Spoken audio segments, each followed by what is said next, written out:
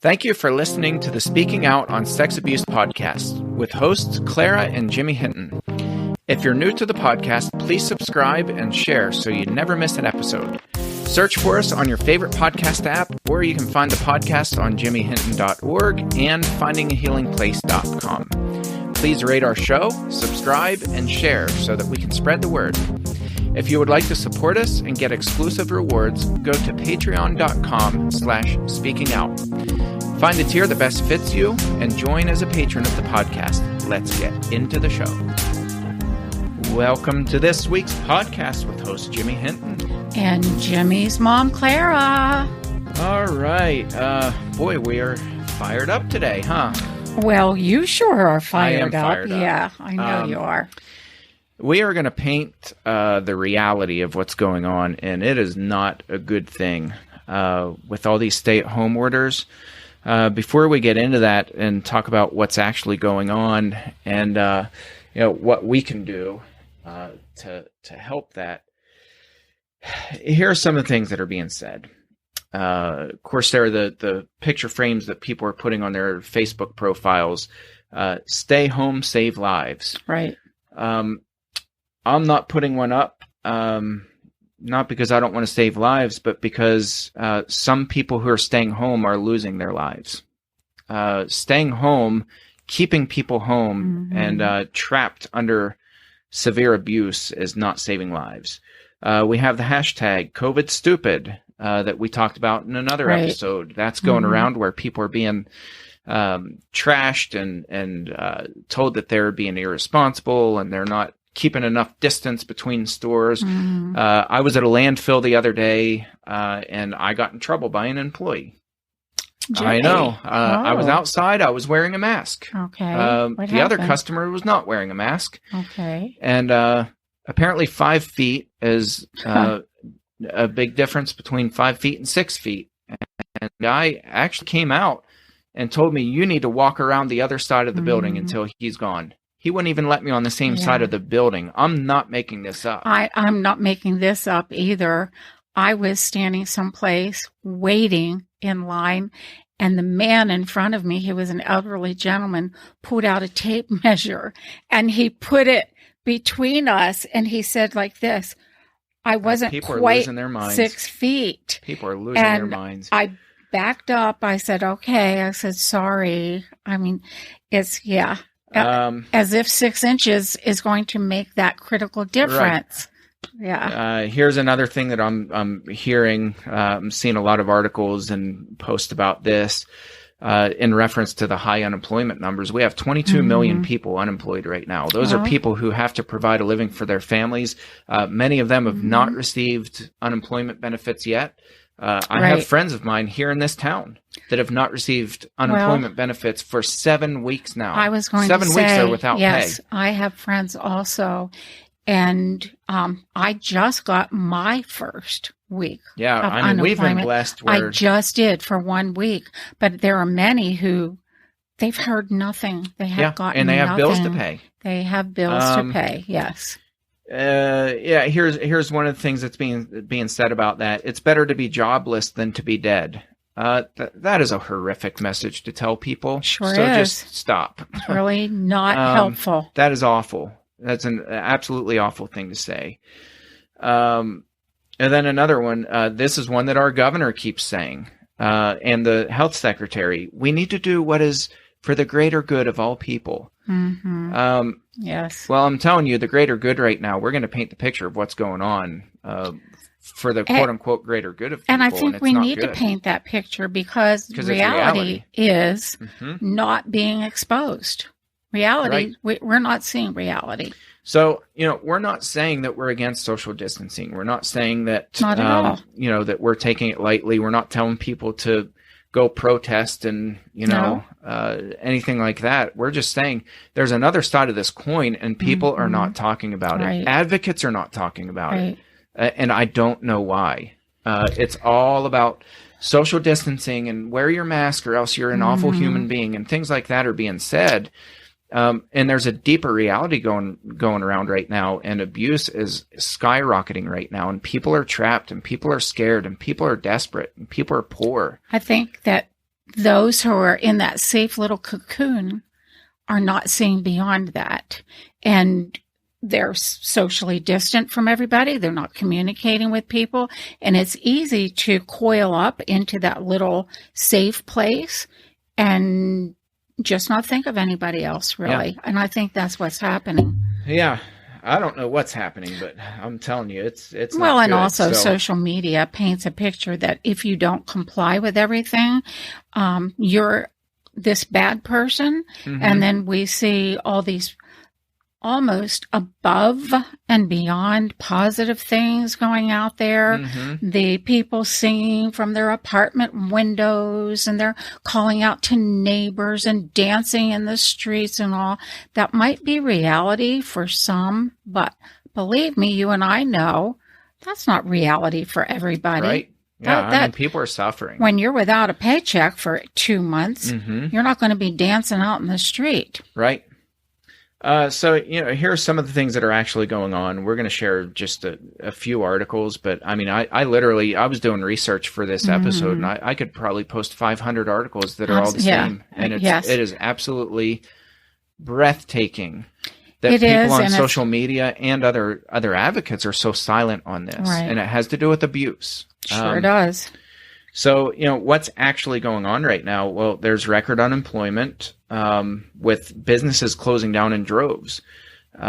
Small family businesses. I saw some posts in Pittsburgh where family businesses that have been handed down for generations are literally putting their buildings up for sale. Yeah. They can't make it any further. No. That's the reality. Many have still not received a dime of unemployment benefits. They have bills to pay. They have mortgages to pay. Those things don't wait.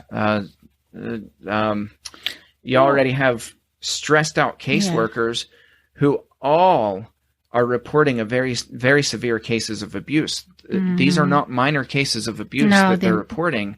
Right. There is horrific abuse that's going on, and we'll show some of those articles about that. Depression and suicide rates are increasing. I just this week had 4 different people reach out to me and say, I am really struggling with depression and anxiety, and I'm not even a depressed person. Yep. That's under normal circumstances, or not normal circumstances, but people who don't suffer with depression and anxiety are depressed and anxious. Yeah. I can't imagine what it's like for people who suffer. Numerous people who are saying the same thing. Their words are, I don't know if I can take it another week. Yeah. I don't think I can. Right. They're on the edge. There's so much pressure. Yes. And you can't say that or you'll be crucified. Yeah. People jump you and say, oh, you don't take social distancing seriously. Right. That's not the reality. No. People are suffering. Desperate. I like what the word you're using is the right word, suffering. Weddings and funerals are being canceled. Mm-hmm. My wife has a coworker. Yesterday, she got a text message. She canceled her wedding. Yeah. I have 2 friends who did the same thing. One friend is getting married this Thursday. He should be in such a celebration. His first wife passed away terribly. Mm-hmm. He met this girl, and they're getting married. They wanted to share with all their friends, and they can't. Yeah, they cannot. No, that is a big deal. Like, is that? I was going to say, some people will go, yeah, but is that just have a small ceremony? Yeah, it's not the same. It's not. It's not. It really isn't. And when you can't have family members that you haven't seen for sometimes a year or 2 years, and that was going to be the event that draws you all together. We just had a family funeral in our, no funeral. There was no funeral. Nothing. Everything, it was. We had a family death. A family death, but nothing. Because why? We're not permitted to get together. Right. I know. No grieving. You can't put grief on delay. Right. You can't do that. You have drug abusers that are dying. We have an NA group, Narcotics Anonymous, that meets at our church building, led by one of our church members. Mm-hmm. I called them the other day just to check on them, and we had to cancel their groups. We're not allowed to let them in the building. No. So, again, these are the consequences. There's a heavy price to pay for this social distancing. It's not all stay home, save lives. It's stay home and people's lives are being shredded. People's They lives are broken and tattered right now. Ooh, it's a whole cycle. The unemployment, the drug issue, the depression, everything feeds into everything. And then add little kids in the home yet. Yeah. With, crying.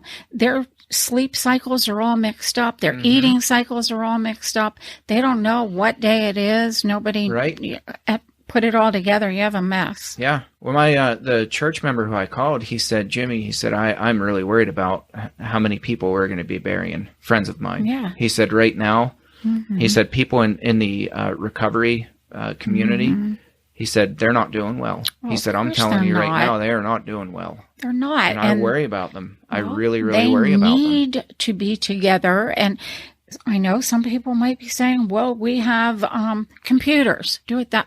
Not everybody has a computer. Right. Not everybody has internet. That's right. Not everybody can do that. And then, agencies are cash starved that can't offer in-person services. Right. You have all these caseworkers that are already stressed out, and they've been absolutely cut off from all funding, and they've just been put on hold, and it's insanity. It's absolute insanity. It really is.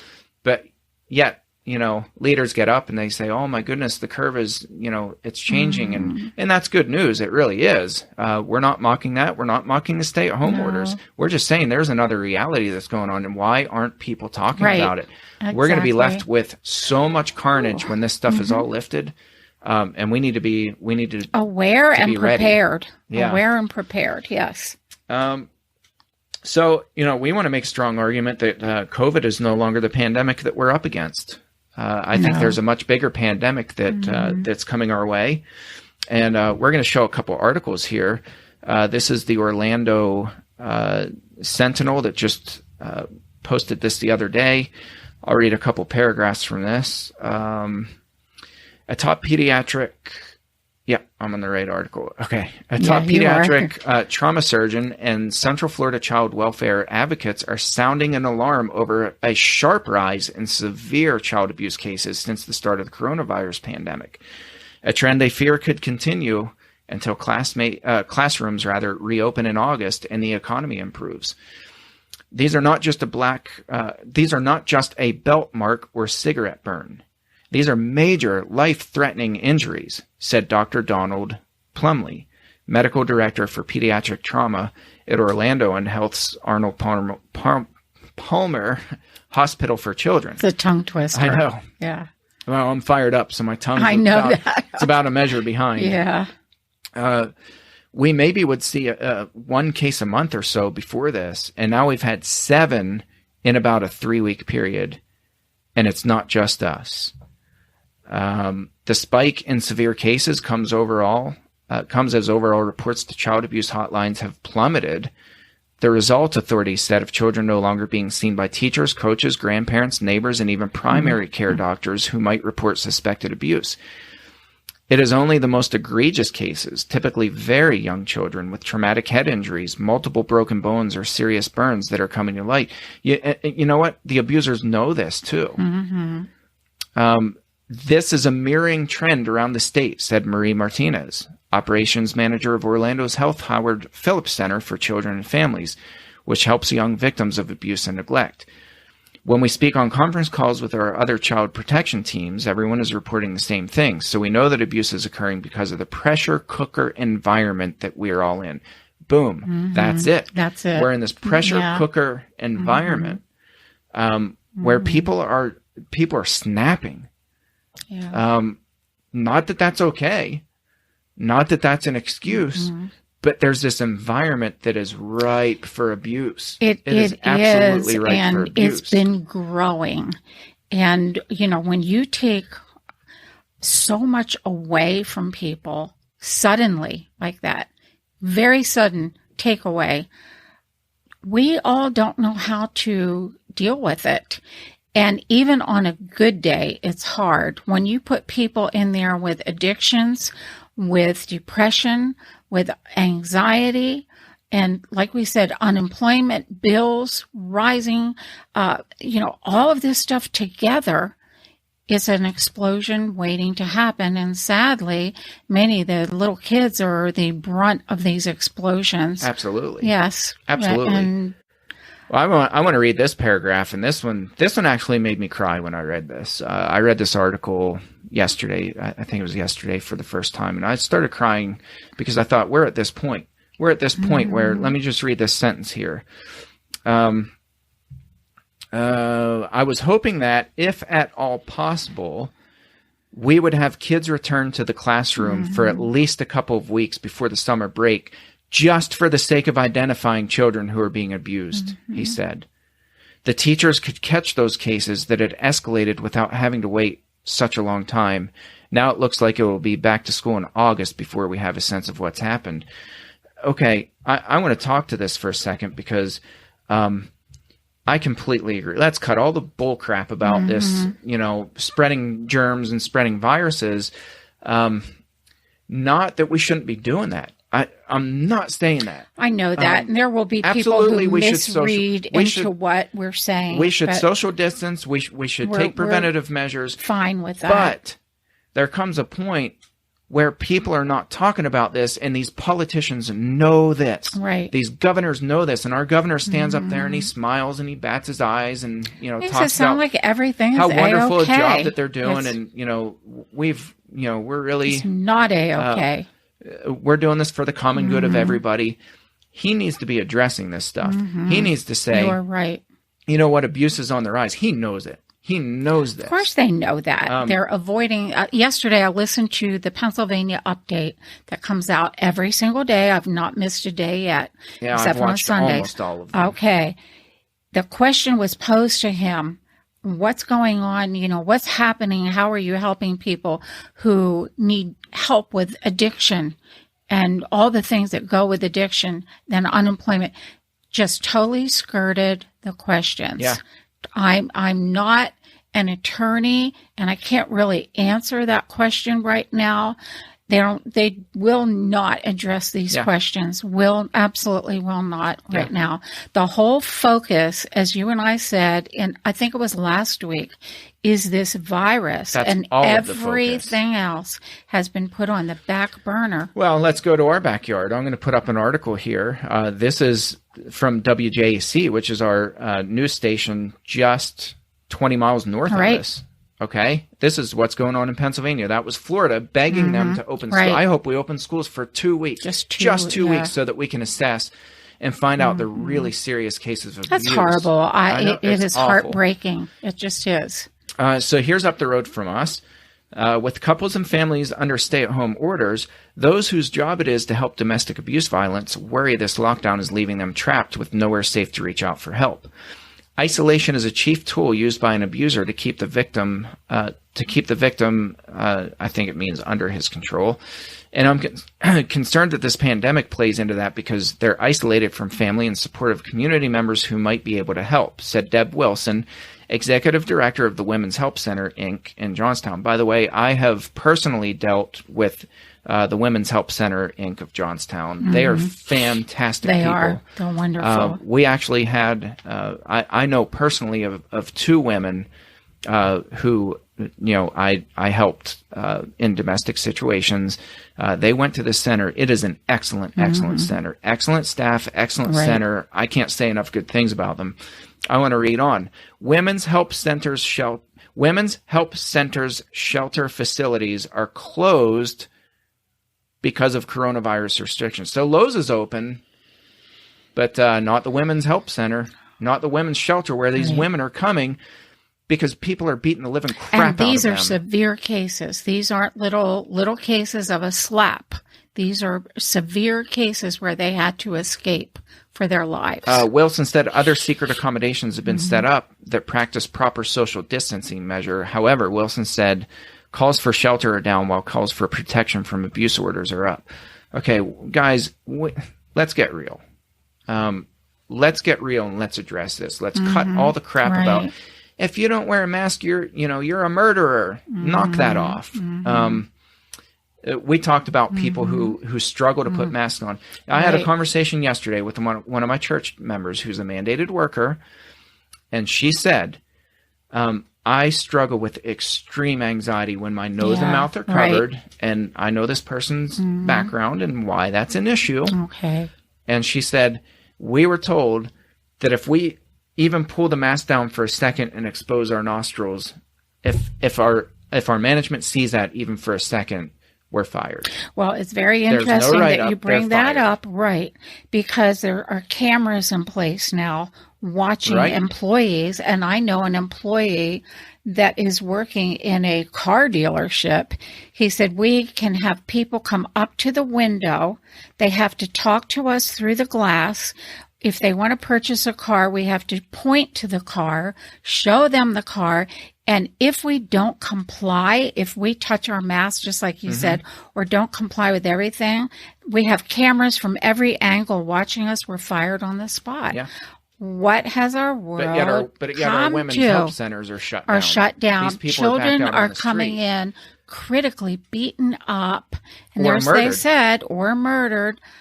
Where's the watching on them? Yeah. Who's watching them? I think this whole stay home, stay safe, or whatever it is, stay home, save lives. It sends this message to abuse survivors that you need to just you need to suck it up. Yeah. You need to stay home, and if you're seen wandering the streets, we're going to get you. And I know that's probably not the message they're trying to give, but I think we need to look at both sides of this coin. Right. We need to say, yes, social distancing is necessary.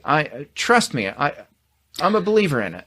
I think we need a social distance, but we've got to be addressing this abuse. The topic. Isolation it's killing people. It is, and I worry about the mental health of kids who are not in school. They need socialization. They need friends. School is a safe place for 99.9% of children. Yeah. All children. They're happy there. They're safe there. You talked about churches too. There's this big celebration. Yes. And I'm sad to say it, but I'm going to say it because I don't care. I'm fired up. I'm seeing advocates celebrating that churches are closed. Yeah. Oh, church is a place where kids are abused and, adults are abused. Yeah, some. The rest But churches are refuge for some other people. They are. They are. So we need to we need to be honest, and we need to stop celebrating. We need to not just be honest, but open our eyes. The world is bigger than Corona. The world is bigger than COVID-19. Yes, that's big, but in reality, look at the statistics and look at abuse, look at all the other factors that go into this, and there's a much bigger scene out there that we're not addressing. And I get it while you're fired up. I'm fired up also. I just wish people were more honest. That's my big thing. And I'm tired of seeing people celebrate these shutdowns, these lockdowns, and stay-at-home orders without giving the other side of the story, saying, "Okay, yeah, that's great that we only have just over 1 million confirmed cases. The majority of those people got well. They did. But we should celebrate that." And we should lament the deaths where people died from this. It's horrific. It's a horrific thing to die from. It's terrible. But we also need to talk about what else. And here's this other article that I wanted to put up. This is actually one that you sent me. And this is the Washington Post. And the title of the article, this was just published, what day? May 4th. Right. So starting on the 5th, this will publish on what? The Tomorrow. 7th? Yeah, I'm confused with the days. Yeah. This staying at home depends if you're a patron or not. Yeah, that's true. For our patrons, it publishes tomorrow. Yes. But anyway, that's kind of irrelevant. But it was put out yesterday. This was just put out yesterday. The title of the article is "The Coronavirus Pandemic is Pushing America into a Mental Health Crisis." Anxiety and depression are rising. The U.S. is ill-prepared, with some clinics already on the brink of collapse. Right. Why is nobody talking about this? Let me read the first couple paragraphs here. 3 months into the coronavirus pandemic, America is on the verge of another health crisis, with daily doses of death, isolation, and fear generating widespread psychological trauma. Federal agencies and experts warn that a historic wave of mental health problem is approaching. Depression, substance abuse, post-traumatic stress disorder, and suicide. Just as the initial coronavirus outbreak caught hospitals unprepared, the country's mental health system, vastly underfunded, Yes. fragmented, and difficult to access before the pandemic, is even less prepared to handle this coming surge. Guys, we have got to talk about this. If we just focused on those two sentences, I'm telling you, they're so critical. When you said they were already understaffed, underfunded, yes. But guess where the multiple dollars are going in the new budget, which begins July 1? Right.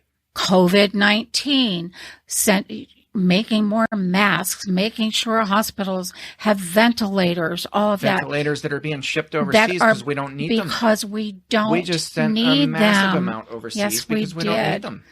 But the mental health alone needs so much funding. I know, and it's so not much there. help. It is not there. And you're right, Jimmy, nobody's talking about it. Nope. It's a huge, huge problem looming over us, and it's going to make a collapse. Yep. It truly will. So what can we do? Because I don't want this just to be a venting session, though it does feel good. I don't think it's just so much venting either. It's educating and asking the question, why are we not addressing this? Right. What can we do? This was actually your note, so I'm gonna so if this goes sour, this is your note. No, I'm not. We need more than Hollywood actors making cheesy videos of John Lennon's song "Imagine." Yeah, while they sit in their mansions. I'll say that I have a problem with that. It's cute, it's nice, but it's not real. It's not right. Come on, people. We have people pleading for help. They need help. I would strongly argue and urge that advocates need to stop finger pointing, name calling, and pretending like we're saving the universe by staying home. The reality is people are suffering and they're dying, and we need to sound that alarm. We sure do. We need to join hands again. I feel like this has created this big divide, and we're not free to be honest. If you're honest about this stuff, it's like either advocates are remaining silent because they're scared, or they've joined the moral police of, nabbing people who walked out of their house without a mask. And we've got to stop. And I get it. And I Jimmy and I are not being super critical here. What's happened is the media has saturated us with this planting seeds that if you don't do certain things and join us, you are not a good person. You are that bad person, and you wish your grandmother dead. How many times I've read that? Would you, if you don't wear your mask, your grandmother's going to die, that type of thing. No, that's not true, people. No, come on. Here's another thing that we can be doing and should be doing. We need to petition our governors to open up advocacy centers and give funding to the caseworkers who are on the front lines of abuse. Absolutely, absolutely, absolutely. Yes. We have got to contact our governors and say, look, there's absolutely no excuse. If we can open up a Lowe's and a Walmart, and we can open up all these other essential businesses, by God, we can open up a women's advocacy center. We need to just make thousands of phone calls to our legislators and let them know we're aware of these issues and they must do something. Help us do something about this. Here's another tough one. We need to find a way to assess children and take inventory of the carnage. I really like the idea. I like the idea based on statistics of reopening schools for a short period of time, just even if it's for a week, if it's for 5 days, just for trained teachers and staff to take inventory and assess the carnage, because it's out there. It is out there. And you know who's telling us? These caseworkers who are dealing with it. Yeah, they're dealing with it. Well, you know what I was thinking too, Jimmy? Children are not highly susceptible to this COVID-19. Right. That's what I mean by statistics. We need to look at the statistics. Look at the statistics. These kids are not. These kids are very not. Few kids are getting sick with it. Right. So if we could just get them in this environment back to school for just a little bit and let, like you said, the trained professionals assess what's going on, we could maybe save some. Another thing that we need to be doing, we need to send cards. We need to check on neighbors. Mm-hmm. And we need to walk the streets to listen and look for signs of distress. Yes. I've been doing that. Good. Yeah. I rode my bike Mm-hmm. over to the church building yesterday. Okay. I had to go over and I took my time. It wasn't like a rushed, I need to hurry up and get there. And I rode up and down streets and I just listened. And I'm listening for signs of distress. Do I hear yelling and screaming? Fortunately, I didn't. But nobody's out patrolling streets. Right. And that might sound like, oh, really? Yes. Oh, really? There's time bombs in homes. Absolutely. Ticking time bombs. I like ready the to go terminology off. from the Orlando Sentinel. It's a pressure cooker environment. And that describes it perfectly. Yes.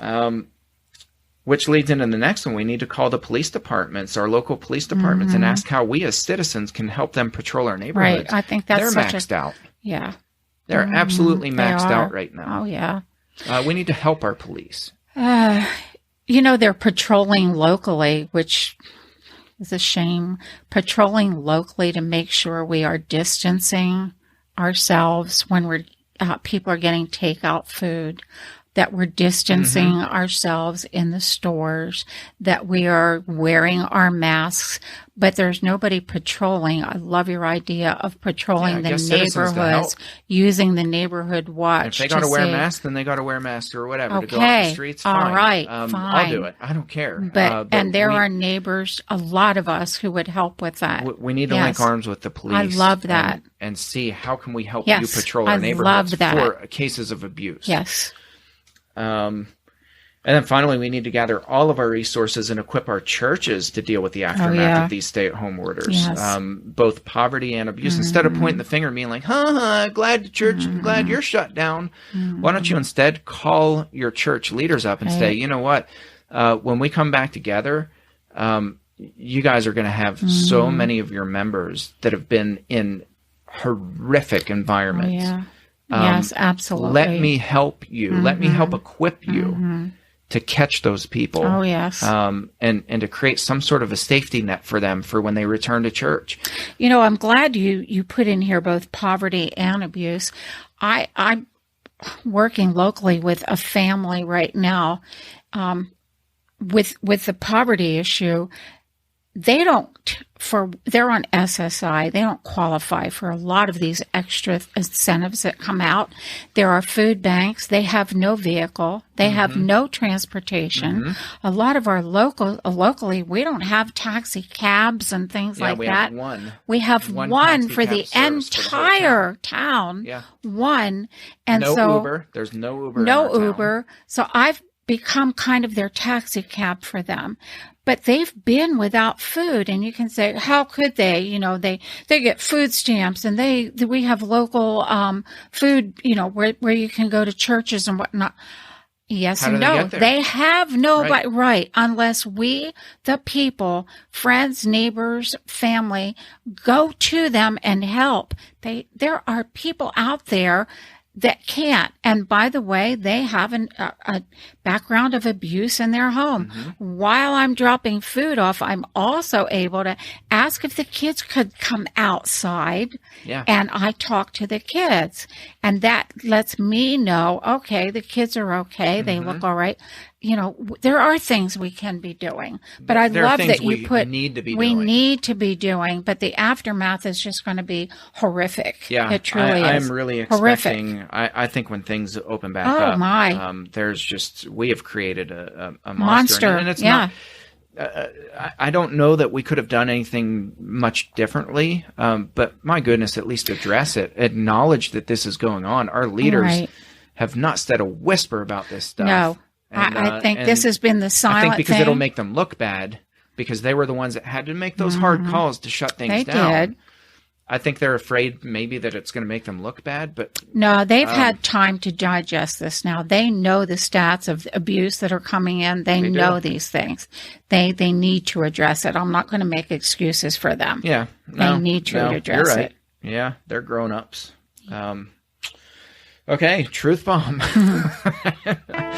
Man, guys, we need to widen our focus beyond the end of our nose and looking at people who are violating whatever safety measures are in place for the spread of this disease. We need to widen our focus a little bit, look beyond that, and see the big picture. Let's gear up with the armor of God and prepare to fight a long battle against evil. We're in for a long haul. When this opens up, guys, there is carnage that's being placed all over the place right now. We have got to be prepared. We do. Amen to that. Well, thank you for joining us. We will catch you next episode. Thanks again for listening to today's episode of the Speaking Out on Sex Abuse podcast. Thank you to our patrons who make this podcast possible. If you found it helpful, please follow on Spreaker, subscribe on Google Podcasts, Apple Podcasts, Stitcher, or your favorite podcast app. If you believe in what we do, consider supporting the podcast by becoming a patron and check out the cool rewards our patrons receive. Share with your friends and tell the world. Join us in speaking out on sex abuse so we can change the tides and prevent abuse.